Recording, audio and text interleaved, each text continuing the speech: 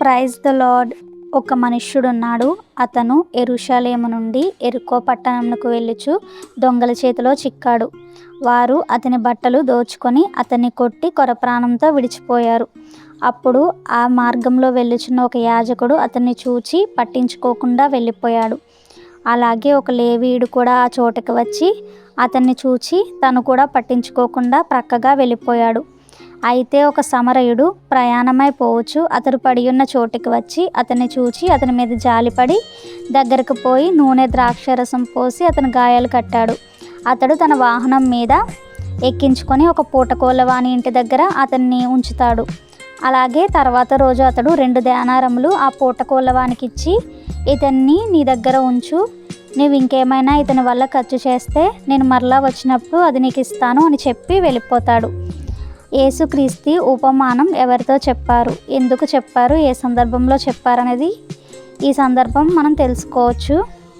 ఒకప్పుడు ధర్మశాస్త్రోపదేశకుడు ఒకడు లేచి యేసుక్రీస్తుని ఇలా అడుగుతాడు, నిత్య జీవమునకు వారసుడగుటకు నేనేం చెయ్యాలి అని ప్రతిసారి ఆయన శోధించుచు అడుగుతున్నాడు. అప్పుడు ధర్మశాస్త్రమందు ఏం రాయబడి ఉన్నదని, ఏం చదువుచున్నావు నీవు అని ఆ ధర్మశాస్త్రోపదేశకుడిని యేసుక్రీస్తు ప్రశ్నిస్తాడు. అప్పుడు అతను చెప్తాడు, నీ దేవుడైన ప్రభువును నీ పూర్ణ హృదయముతోనూ నీ పూర్ణ మనస్సుతోనూ నీ పూర్ణ శక్తితోనూ నీ పూర్ణ వివేకముతోనూ ప్రేమింపవలెను, నిన్ను వలె నీ పొరుగువాన్ని ప్రేమింపవలెను అని వ్రాయబడి ఉన్నదని చెప్పెను.